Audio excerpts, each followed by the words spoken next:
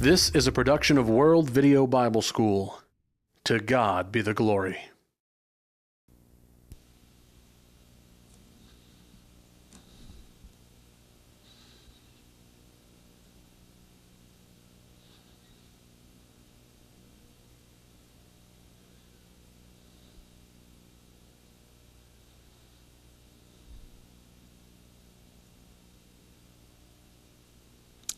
We want to welcome you to our continuing study of world religions. My name is Rod Rutherford and I am your instructor for this series. We are now beginning lesson number 11, and this lesson is entitled Judaism, the Forerunner of Christianity. Judaism, the Forerunner of Christianity. We will study this lesson in two parts because of the great amount of material concerning it, and also because it is of very great importance to us who are Christians. Of all the major world religions, Judaism is closest to Christianity. But that should not surprise us, because the Judaism of the Old Testament was a God-given religion from which Christianity grew, and in fact of which Christianity is the fulfillment. The Apostle Paul wrote of the unique blessings that God gave to the Jews, His covenant people, in Old Testament times and until Jesus Christ came. He said, "What advantage then hath the Jew, or what profit is there of circumcision? Much every way, chiefly because that unto them were committed the oracles of God." That's Romans chapter 3, verses 1 and 2. And again the Apostle Paul said, concerning the Jews, who are Israelites, to whom pertaineth the adoption and the glory, and the covenants and the giving of the law, and the service of God, and the promises, whose are the fathers, and of whom, as concerning the flesh, Christ came, who is over all, God bless forever. Amen. That's Romans chapter 9, verses 4 and 5. But the Apostle Paul in these passages is showing that the Jews had an honored position among all the peoples of the world. But they had this honored position because they had a purpose. Their purpose was to make possible the coming of the Son of God in the flesh, that He might die for the sins of mankind. Now may I suggest to you that that was God's purpose in selecting the nation of Israel. In fact, God created Israel for that very purpose. God did not choose them because they were larger than other nations. He did not choose them because they were better than other nations. He did not choose them in order to put down other nations, but simply that they might be His special covenant people through whom He could send His Son into the world. Now friends, if we're going to study a history of Judaism, we do not go back to secular history. We do not go back to ancient traditions, but we go back to the Bible itself. We must study the beginning of Judaism by going to the inspired Word of God, the Old Testament. Judaism began with Abraham. Judaism began with Abraham. You remember that God's plan to redeem man was first announced in the Garden of Eden. When Adam and Eve had sinned and had transgressed God's commandment, then God pronounced punishment or judgment upon them, and also upon the serpent, who was the instrument used by Satan to bring about the temptation. But in speaking to him, the Lord said, "I will put enmity between his seed and thy seed," or between thy seed and the seed of the woman. And He went on to say, "He shall bruise thy head, and thou shalt bruise his heel." That's Genesis 3:15.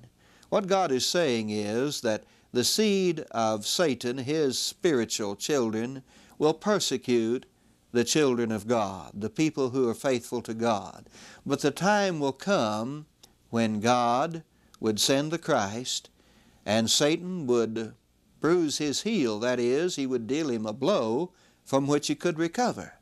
But He would deal Satan a blow. He would bruise his head. He would deal him a blow from which Satan could never recover. This is a promise, really, of the coming of Christ. The seed of the woman in Genesis 3:15 refers to Jesus, who was born of the Virgin Mary. And Jesus was able to deal that death blow to Satan when He died on the cross and made it possible for man to be freed from his sins and thus released from the bondage of sin and servitude to Satan.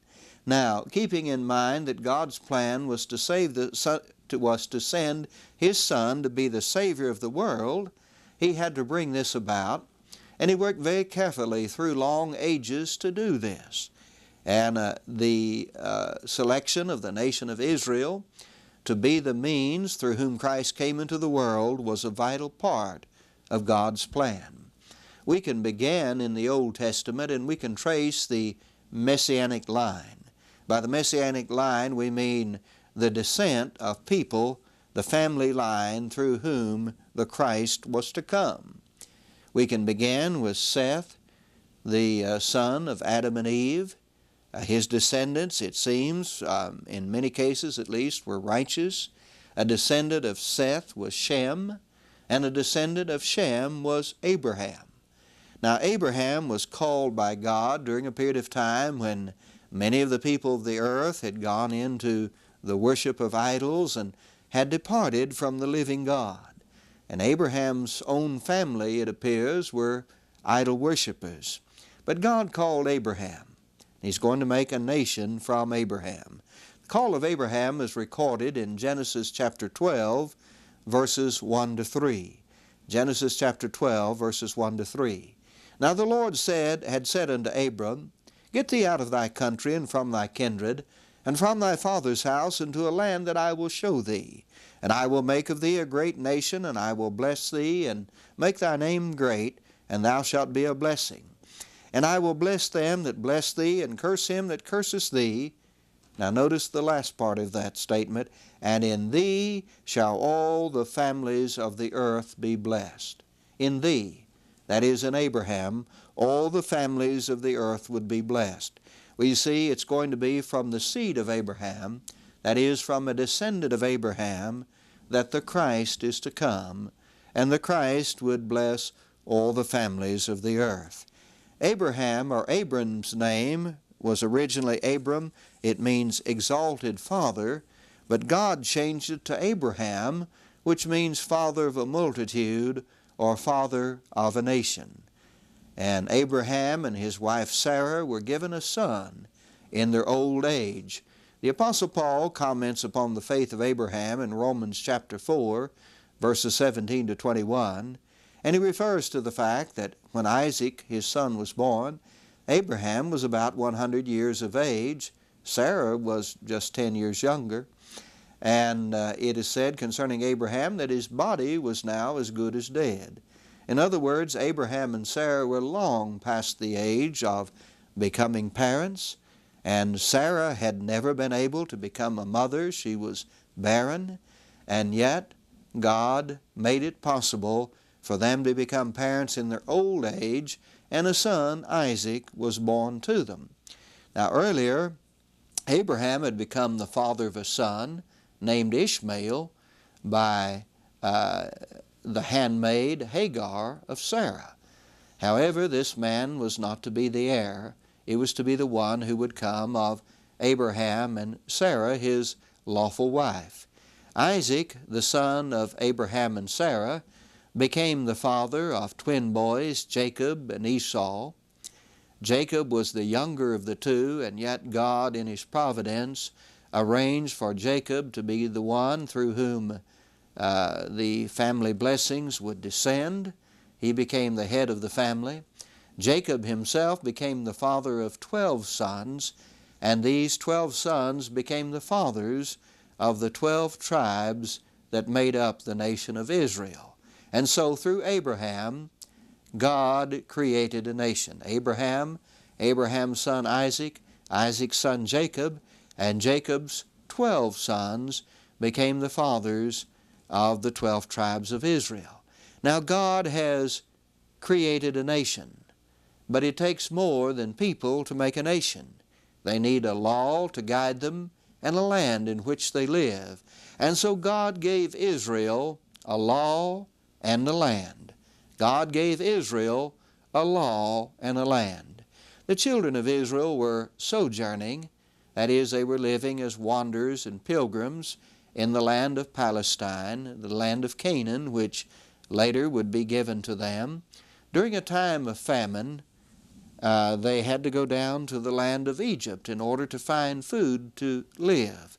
God had already made preparation for that in His providence by one of Jacob's sons, Joseph, having gone as a slave into Egypt and having arisen to be the second ruler of the land next to Pharaoh.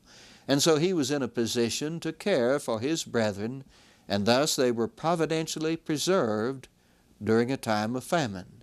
Well, the people of Israel continued to live in the land of Egypt, and it appears that they enjoyed an honored position there for many years, but we're told in the book of Exodus, chapters 1 and 2, that in the course of time there arose a Pharaoh who knew not Joseph. He did not remember the great contributions that Joseph had made.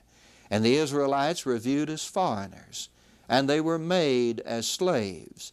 Various efforts were made by Pharaoh to at least thin the number or eliminate many of the Israelites.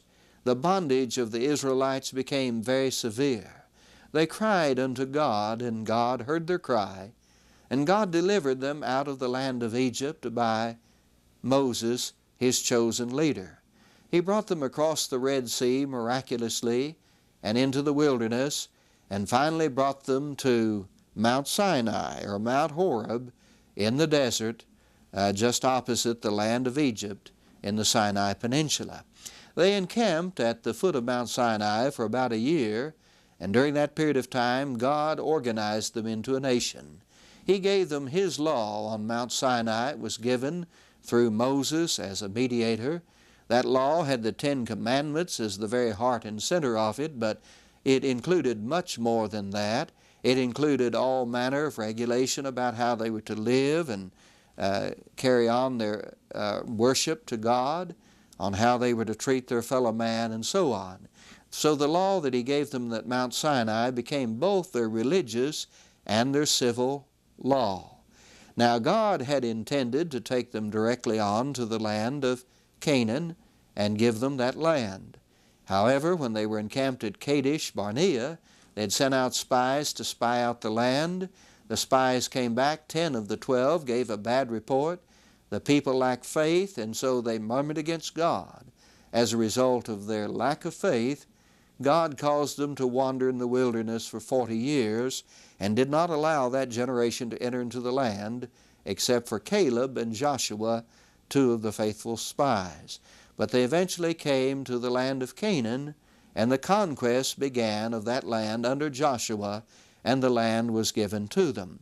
Now there are those today who believe that God has not fulfilled His land promise to Israel, and they're still looking for it to be fulfilled. But I want you to notice this reading with me, if you will, found in the book of Joshua, chapter 21. We'll notice verses 43 and 45. Joshua chapter 21, verses 43 and 45. And the Lord gave unto Israel all the land which He sware to give unto their fathers, and they possessed it and dwelt therein. And there failed not aught of any good thing which the Lord had spoken unto the house of Israel, all came to pass. God gave them the land. God fulfilled His promise that He would give them the land. But now, as they were preparing to go into the land and conquer it, they were encamped in the plains of Moab, opposite the land of Canaan, just to the east of it. And God spoke through Moses, and He gave him a message that we have recorded in the book of Deuteronomy. In that message that God had given to Moses before they even came into the land, God pronounced His blessings upon them for obedience, and He pronounced His curses upon them for disobedience. And He pointed out in chapter 28 of Deuteronomy, especially verses 63 and 64, that if they were disobedient, He would take the land away from them. Now we're going to see, as history later unfolds, the people were disobedient, and God does take the land away from them. The land of Canaan was given to Israel as a nation. It was given to them. All the land promise was fulfilled. But then, because of their disobedience, it was taken away. The entire history of Israel in the land of Canaan, which became the land of Israel, was a history that went in cycles. It went round and round, if you please. They would begin with a period of faithfulness to God, and then they would gradually go into apostasy. They often were tempted to follow the religion of their neighbors and worship idols, and then, as a result of their being in apostasy, God would punish them. And the punishment would usually take the form of another nation, a pagan nation, coming in and conquering them and putting them into bondage. But when they cried unto the Lord, when they repented, then God would hear their cry and give them victory over their enemies and restore them once again to that period of fellowship with Him when they were faithful. And that cycle would happen again and again. We see it very clearly, for example, in the Old Testament book of Judges. But that continued to be the history of Israel from the time that they entered the land until finally the nation of Israel was destroyed in AD 70 when Jerusalem was destroyed, and God in His wrath removed the remains of the people from the land. But as we go back now and pick up the Old Testament history, we'll see that when they came into the land, God ruled them through judges for many years. The first of the judges was Othniel, and the last of the judges was Samuel. Now, in the days of Samuel, the people had become dissatisfied with God's chosen way. They wanted to be like the nations round about them. And so they came to Samuel and they said, "Give us a king."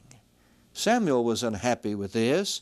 As recorded in 1 Samuel chapter 8, he took the matter to God, and God said, "They've not rejected you. They've rejected me that I should be king over them. But go ahead and give them what they want." You know, sometimes God gives us what we insist upon in order to teach us a lesson. Even though it may not be best for us to have that, He wants to teach us something, and so He grants our request. Well, that's what He did with Israel. He gave them a king.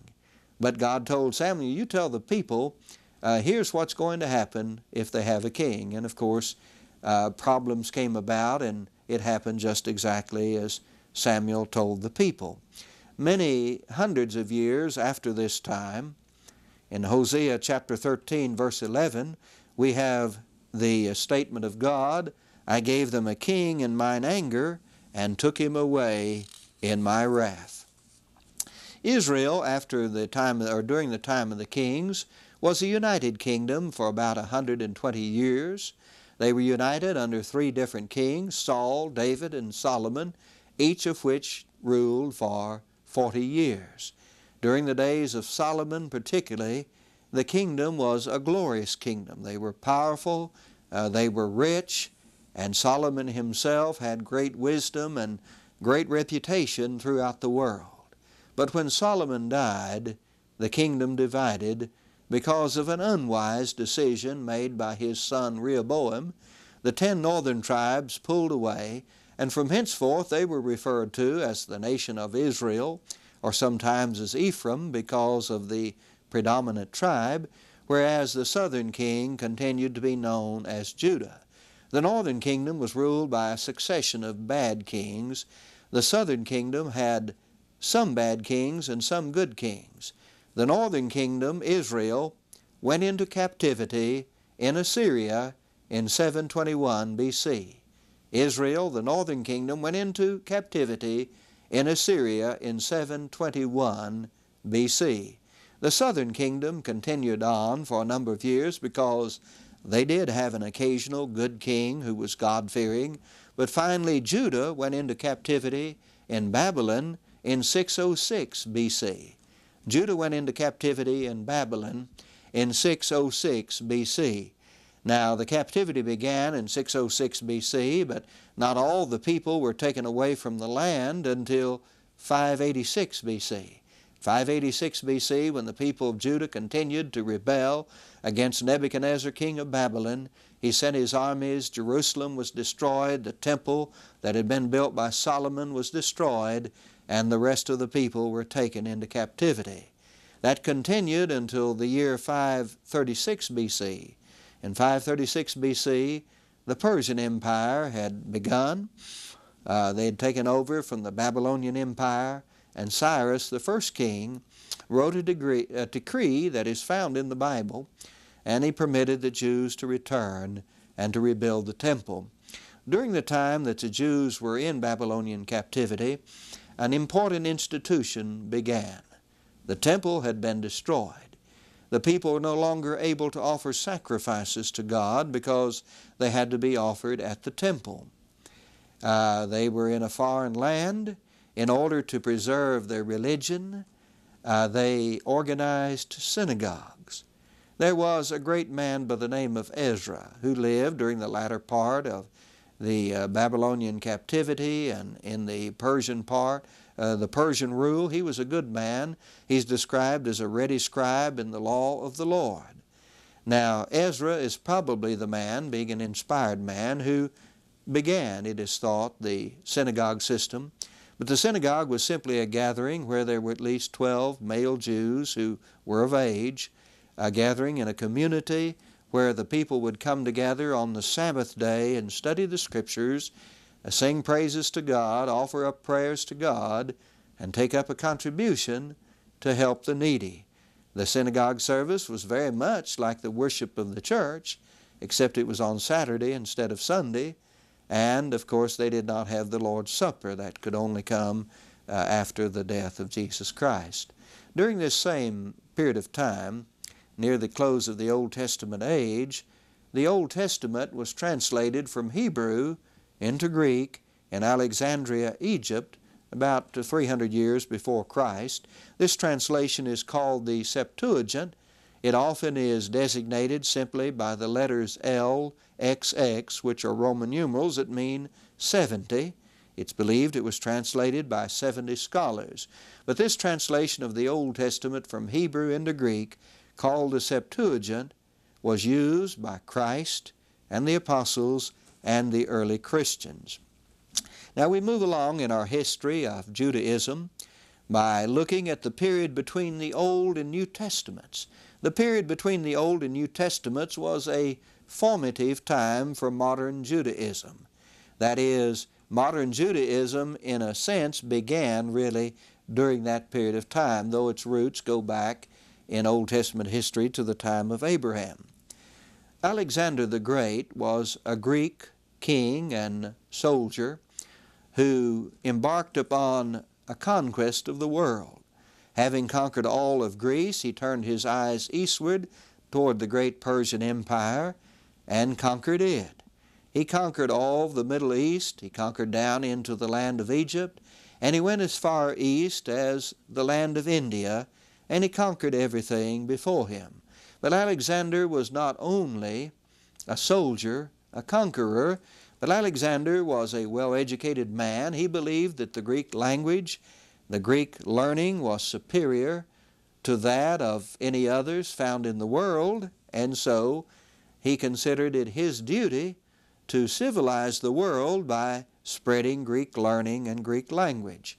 Now this would prove beneficial in New Testament times because Greek was widely spoken, and therefore messengers of the gospel could easily carry the gospel to other people, and the New Testament was written originally in the Greek language. But Alexander conquered that area, including the land of Judah, which had been a part of the Persian Empire. After his death, his kingdom was divided among his generals. The family of generals who ruled Egypt were called the Ptolemies. The Ptolemies. The Ptolemies ruled the land of Judah from about 301 BC to 198 BC. During that period of time, Aramaic and Greek replaced Hebrew as a common language of the people of Judah. But then the Ptolemies, the rulers of Egypt, were conquered by the rulers of Syria, who were descendants of another one of Alexander's generals. These people were called the Seleucids because they were descendants of a general by the name of Seleucus. And they conquered the land of Palestine, the land of Judah, from Egypt in 198 BC, and they continued to rule it until 164 BC. But now, near the end of that period of time, an unfortunate thing happened. A ruler among the Seleucids came to the throne. His name was Antiochus Epiphanes IV. Antiochus Epiphanes IV. That's an important name to remember in Jewish history. But Antiochus Epiphanes IV was determined to force Greek ways upon the Jews. And he began a great effort to do this. He erected an altar to Zeus, the high god of the Greeks, in the temple in Jerusalem. Well, of course, this made the Jews very angry because this was idolatry in the highest form, having an idol in the sacred precincts of the temple. Not only this, but he defiled the temple. He made it unclean by sacrificing a pig on the altar. Now, pig, of course, was considered an unclean animal by the Jews. Leviticus chapter 11 forbade the Jews to eat certain things. Among them were swine or pigs, and so the temple was made unclean. There was a great deal of dissatisfaction among the Jews. The seeds of revolution were being sown.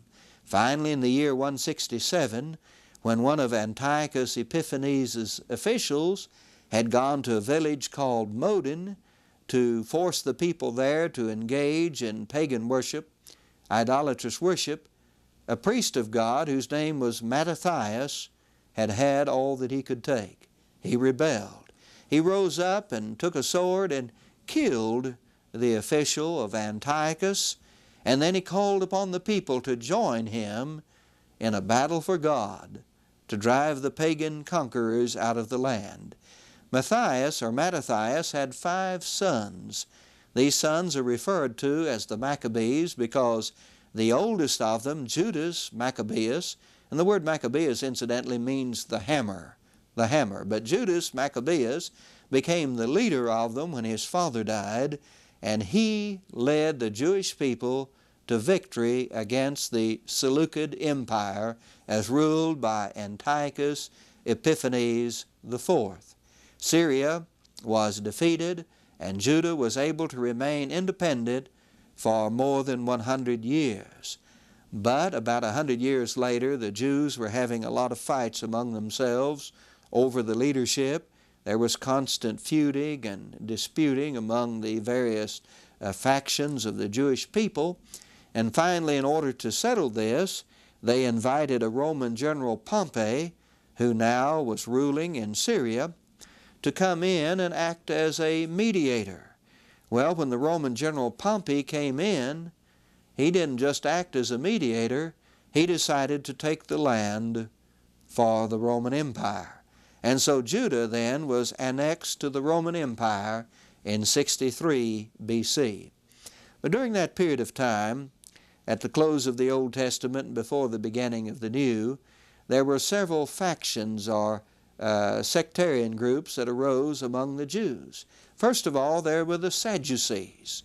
The Sadducees were very powerful. They controlled the priesthood, and controlling the priesthood, they were in a position usually to control the government as well. They had been more influenced by Greek culture than any other segment of the Jews. They did not believe in all of the Old Testament. The only part that they would accept as being inspired of God were the 5 books of Moses: Genesis, Exodus, Leviticus, Numbers, and Deuteronomy. Further, they did not believe in spirits, angels, or the resurrection of the dead. We find this mentioned in the New Testament. For example, in Acts chapter 23, verse 8, which says, "For the Sadducees say there is no resurrection, neither angel nor spirit, but the Pharisees confess both." And so this was a big difference between the Sadducees and the Pharisees. Now the Pharisees were another important sect or faction among the Jews. The Pharisees accepted all of the Old Testament. They believed that men had spirits or souls, they believed in angels, and they believed in the resurrection of the dead. They were very much opposed to all efforts to Hellenize Judaism. Now by the word Hellenize I mean to make them like Greeks, to bring in Greek culture and the Greek lifestyle. They were very much opposed to this. They wanted the Jews to maintain their traditional ways.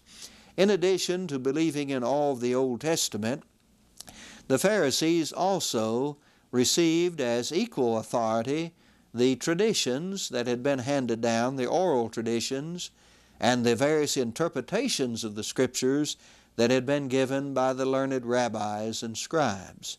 You remember when Jesus came, Jesus often found himself in opposition to the Pharisees because the traditions they accepted actually in many cases were contrary to the Word of God. But the Sadducees and the Pharisees came into being during this period before the coming of Jesus. Well, Rome ruled Israel from 63 BC unto the end of the Roman Empire. Rome ruled Israel from 63 BC unto the end of the Roman Empire. Rome's relationship with Israel was always very strained, and they always had problems coming along. Eventually a man by the name of Herod, who was not a true Jew but an Idumean, was placed on the throne by Rome, and it was this Herod who was ruling when Jesus was born. Later a Roman procurator by the name of Pilate was ruling Judea when Jesus was crucified. The Jews revolted against Rome in the year 66. Now the fires, or we might say the coals of revolution, had long been smoldering. Even in the days of the infancy of Jesus, when King Herod had died, his son Archelaus had been put on the throne, but after about 2 or 3 years, the Romans took Archelaus' throne away from him, and they brought a procurator in his place. There arose among the Jews a party known as the Herodians. They were a political party, and it was their purpose to oust the Romans, to get them out of the land of Israel.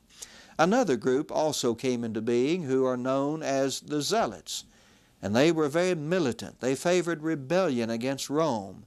They wanted Rome to be kicked out because they considered that anybody who served Rome was in rebellion against God. You may recall that in the list of Jesus' apostles, one of them is mentioned as being a zealot, Simon the Canaanian, or Simon the Zealot. Well, this war began in 66 with the Jews revolting against Rome. The Roman general Vespasian besieged Jerusalem in the year 67, and that siege lasted for 3 years. But during the early days of the siege, Vespasian was summoned back to Rome to become the emperor.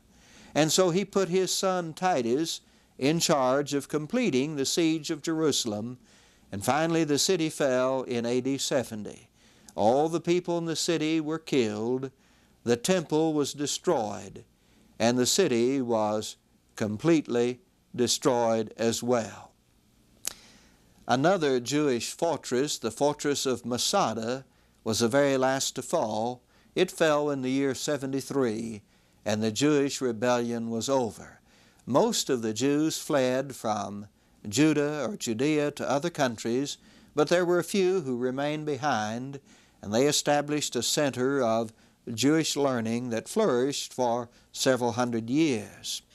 There were a number of attempts of the Jews to come back and retake the land, but none of them were successful. The Jews did not return to Israel, the land of Palestine, in any great number until 1917. That was during the World War I period. The British were controlling Palestine, the ancient land of Judah, and they made a proclamation called the Balfour Declaration. The Balfour Declaration of 1917 allowed Jews to come back and to settle in the land. Now, following the Second World War, many of the Jews wanted a homeland. The 6 million Jews had been killed in the Holocaust in Germany by the Nazis. They did not want that to happen again, and so they wanted to go back to Palestine, to the land that long ago had been their home, and established a homeland. Well, when they went back, the Arabs who had been living there for nearly 2,000 years did not appreciate the Jews coming in and taking the land, and so a war was fought between them. But finally, in 1947, the United Nations partitioned Palestine and made a Jewish homeland as well as an Arab homeland. In the year 1948, modern Israel was recognized by the United Nations. In 1948, modern Israel was officially established as a nation and recognized by the United Nations. Now, friends, Israel today, that nation of Israel that was established in 1948, is not the Israel of the Old Testament. It is not the chosen nation of God anymore.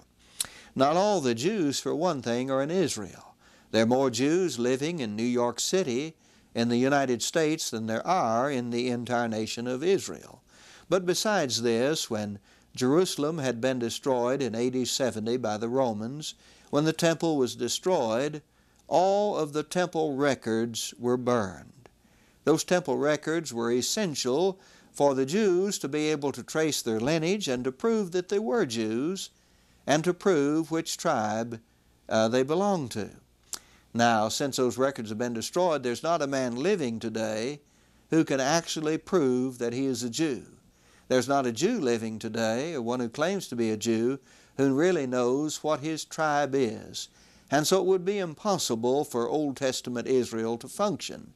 But keep in mind anyway that God had fulfilled the land promise, but He had warned them if they disobeyed, He would take it away, and as a result of their disobedience, He had taken away.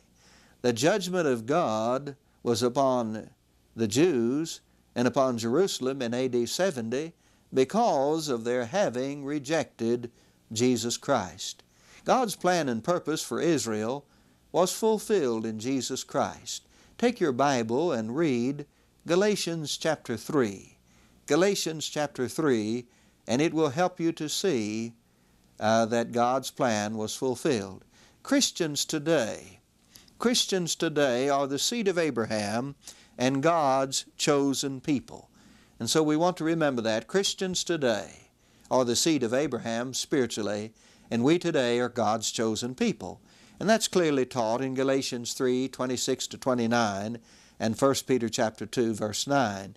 We will comment upon that more fully in our next lesson. But as we conclude today, we want to remind you of this. Old Testament Judaism is the foundation of Christianity. The Judaism of today is a far cry from that which we read about in the Old Testament. Neither the land of Israel nor the religion of Israel or the religion of Judaism has any special place in God's sight today. That has long ago been fulfilled. Today, Jews have access to salvation in the same way that Gentiles do, and that's by each individual obeying the gospel of Jesus Christ. In our next lesson, we're going to notice the following things. We will look at the divisions in modern Judaism. We will look at Jewish scriptures and authoritative writings.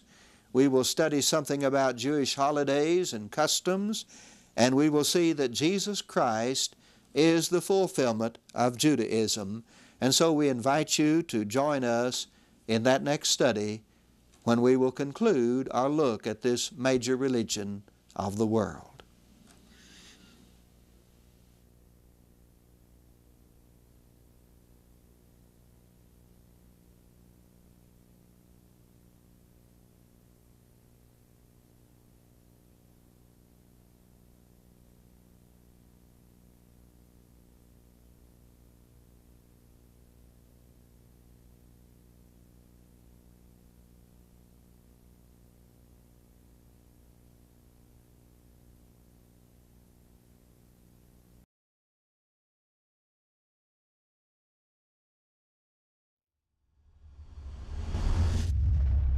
This is a production of World Video Bible School. To God be the glory.